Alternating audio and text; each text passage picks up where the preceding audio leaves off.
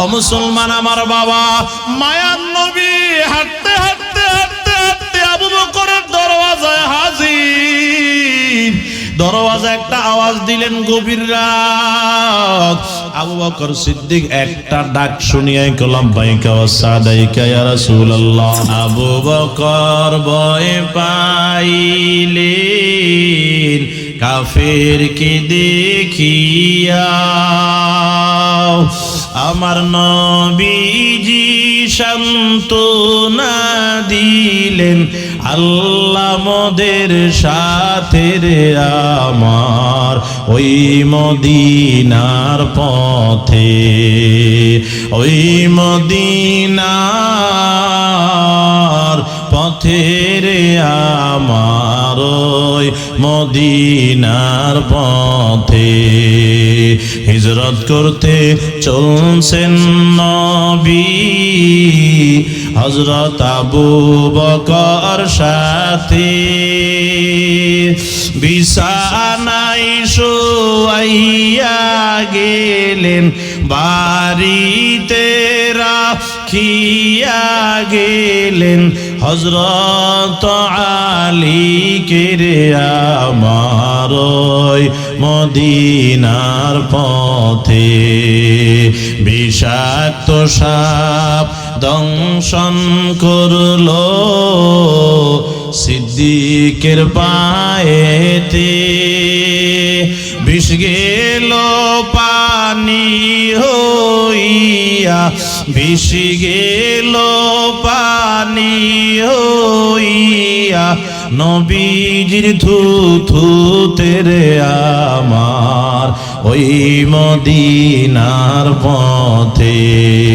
কাফের গণের যন্ত্রণাতে নবী হিজরত করে মদিনায়, বারবার করে নজর করে, বারবার করে নজর করে ওই খোদার ঘরে রে আমার ওই মদিনার পথে। জোরে জোরে বলেন মারহাবা। ও মুসলমান আমার বাবা, অন্ধকার গভীর রাত, মায়ার নবী ঘরে শুয়ে আছেন। জিবরাইল আলাইহিস সালাতু ওয়াস সালাম আয়েশা গো মায়ার নবী গো, এখন রাত্রিবেলা উঠিয়া ঘর থেকে বাহির হয়ে যাওয়া লাগবে। কয় কেন গো জিবরাইল? ঘরের চারপাশে দুশ্মনেরা কাফেররা তরবারে নিয়ে দাঁড়াইয়া আছে, আপনাকে আজকে রাত্রে হত্যা করবে সিদ্ধান্ত গ্রহণ করা হয়েছে দারুন নদওয়াতে, সংসদ ভবনে, কাফেরদের সংসদ ভবনে। আল্লাহর নবী বলেন, জিবরাইল ভাই এত রাতে আমি কোন দিকে যাব? ইয়াসরাব, কুস্তুরাইন, বাহরাইন তিনটা দেশের আপনার জন্য পথ খোলা, যেদিকে যাইতে পারেন যান।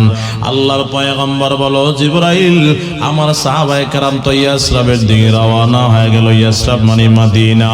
ও মুসলমান আমার বাবা, আল্লাহর পয়গম্বর এবার ঘর থেকে বের হয়ে গেলেন। কেমনে বের হইলেন? লম্বা কথা আমি সেদিকে গেলাম না রে বাবা।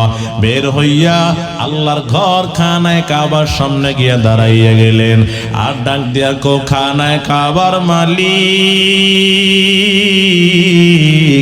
এই দুনিয়াতে আসার পরে আব্বার চেহারা কেমন কোনোদিন আমি দেখলাম না। 6 বছর বয়সে আমার মাকেও হারাইছি, 8 বছর বয়সে আমার দাদারেও হারাইছি। ওখানে কাবার মালিক, মনটা আমার ভাঙা। তোমার ঘর খানায় কাবার দিয়ে তাকাইয়া তাকাইয়া আমি আমার জীবনটা অতিবাহিত করতেছি। এই ঘরটার দিকে তাকাইয়া আমার দিলটার সান্ত্বনা দিতেছি, আর আমার মাতৃভূমিতে আমি বসবাস করতেছি। আজকে এই ঘরটাও ছাড়িয়ে আমাকে চলে যাওয়া লাগতেছে। ওখানে কাবার মালিক আমার এই ঘরে আবার আসার জন্য সুযোগ করে দিয়েন। আল্লাহ বলেন, ও বন্ধু আর কাঁদবেন না, কাঁদার দরকার নাই, চোখের পানিগুলা মুছিয়া ফেলেন। এই খানায় কাবাতে আপনাকে আসতে দিব, শুধু তাই নয় গো নবী, ও অতি তাড়াতাড়ি অতি সত্বর আমি আল্লাহ এই খানায় কাবার চাবিও আপনার হাতে বুঝাইয়া দিব। সুবহানাল্লাহ বলেন। ও মুসলমান আমার বাবা, মায়ার নবী হাঁটতে হাঁটতে হাঁটতে হাঁটতে আবু বকরের দরওয়াজায় হাজির। দরওয়াজা একটা আওয়াজ দিলেন, গভীর রাত। আবু বকর সিদ্দিক একটা ডাক শুনিয়াই কলম বাইকা ওয়া সাদাইকা ইয়া রাসূলুল্লাহ, ও পয়গম্বর আমি তো প্রস্তুত, আমি প্রস্তুত বলে। আবু বকর গো, এত রাতে একটা আওয়াজ দিলাম, কেমনে তুমি এত রাত্রে ঘুম থেকে জাগ্রত হয়ে গেলা? আবু বকর ডাক দিয়া কয়, পয়গম্বর আশ্চর্যের কিছু নয় গো নবী আমার, আজ নয় কাল নয় গত পরশু নয়, আজ থেকে 4 মাস কিংবা 6 মাস আগে একদিন আপনি বলেছিলেন হিজরত করবেন সাথী হওয়ার জন্য প্রস্তুত থাকতে। ও পয়গম্বর ওই 4 মাস কিংবা 6 মাস আগ থেকে আপনার হিজরতের সাথী হওয়ার জন্য একটা রাতও বিছানার সাথে ফিট লাগাই না, সারা রাত দরওয়াজার সাথে ফিটটা লাগাইয়া দাঁড়াইয়া থাকি।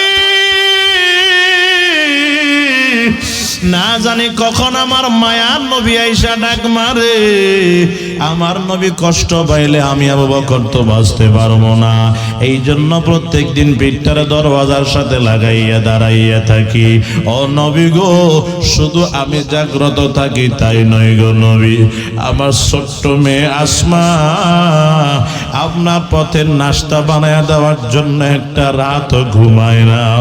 ওই তাকাইয়া দেখেন 800 দিরহাম দিয়ে 2টা উটনি কিনেছি সবর করার জন্য। ওই উটনিগুলো তাকাইয়া থাকে, কখন জানি মায়ার নবী আসবে। আমরা ওটের উপর সাওয়ার হইয়া মদিনার দিকে রওনা হবে। ওই উটনি 2টা পর্যন্ত ঘুমায় না গো নবী। আল্লাহর নবী ডাক দিয়া কও, আবু বকর বাজান রে, আর দেরি করা যাবে না, চলেন আমরা রওনা হই। আল্লাহর পয়গম্বর আবু বকর সিদ্দিককে নিয়ে রওনা হয়ে গেল। ও মুসলমান, ইতিহাস তো সবাই আশা করে জানেন। ওই গারে সুরের ভিতরে ঢুইকে যাবেন বিশ্রামের জন্য, খেয়াল করেন গর্তের ভিতরে আল্লাহর পয়গম্বর ডাক দিয়া আবু বকর গো, এই গর্তের ভিতরে আমাদেরকে অবস্থান করা লাগবে। আবু বকর বলে, পয়গম্বর অপেক্ষা করেন, আমি একটু ভিতরে ঢুকে দেখি কোনো ময়লা আছে কিনা। এরে বাজান ঢুকিয়ে দেখি অনেক ময়লা গর্তের ভিতরে, গারে সুরের ভিতরে। আবু বকর নিজ হাতে সবগুলা পরিষ্কার করলেন রে বাবা। আল্লাহর পয়গম্বরকে এবার ডাক দেন, নবী আমার আপনি আসেন, আমি প্রস্তুতি নিয়ে বসে আছি গো পয়গম্বর। আল্লাহর পয়গম্বর গর্তের ভিতরে ঢুকলেন। আবু বকর বলে, ও পয়গম্বর আপনার যা মনে আছে আপনি তা করেন, আমার কোনো পেরেশানি নাই গো নবী। আল্লাহর নবী ডাক দিয়ে আবু বকর গো, মন কি চাইবে? একটু ক্লান্ত লাগে, একটু ঘুমানোর জন্য মনটা চাইতেছে। আবু বকর বলে, এ অরুটারে বালিশ বানায়া দিলাম, যতক্ষণ মন চাই মাথা মোবারক এখানে রাইখে আপনি ঘুমাইতে পারেন গো নবী। আল্লাহর পয়গম্বরের মাথা মোবারক আবু বকর উরুর উপর রাইখে বিশ্রাম করতেছে। এমন সময় তাকাইয়া তাকাইয়া পয়গম্বর দেখে আবু বকর থর থর করে কাঁপা শুরু করে দিল। আল্লাহর নবী ডাক দেয়া, আবু বকর গো, এমন ভাবে কাঁপতেছেন কেন? কেন কাঁপতেছেন খুলিয়া বলেন। কয় নবী আমার কোনো সমস্যা নাই। কয় না, বলেন কেন কাঁপতেছেন, আমারে বলা লাগবে। গর্তের বাহিরে তাকাইয়া দেখেন দুশ্মনেরা তরবারে নিয়ে দৌড়াইতেছে, আমাদেরকে তালাশ করতে আছে। যদি একবার পায় আমাদের মাথার থেকে শরীরটারে আলাদা করিয়া দিবে। আল্লাহর নবী ডাক দেয়া, আবু বকর লা তাহজান ইন্নাল্লাহা মা'ানা। আবু বকর চিন্তা করার কারণ নাই, পেরেশানি করার কোনো কারণ নাই। আমরা এখানে দুজন তো দুজন নয়, আমাদেরকে বাঁচানেওয়ালা, রক্ষা করনেওয়ালা আমাদের সাথে আরো একজন আছে। চিৎকার দিয়ে বলেন না তিনি কে? ও মুসলমান আমার বাবা, খেয়াল করেন, এটাই বুঝাইতে চাইতেছি। গর্তের ভিতরে বুঝে ঢুকিয়া এই কথা সবক দেয় আমাদের সাথে কেউ নাই, বলেন না আছে কে?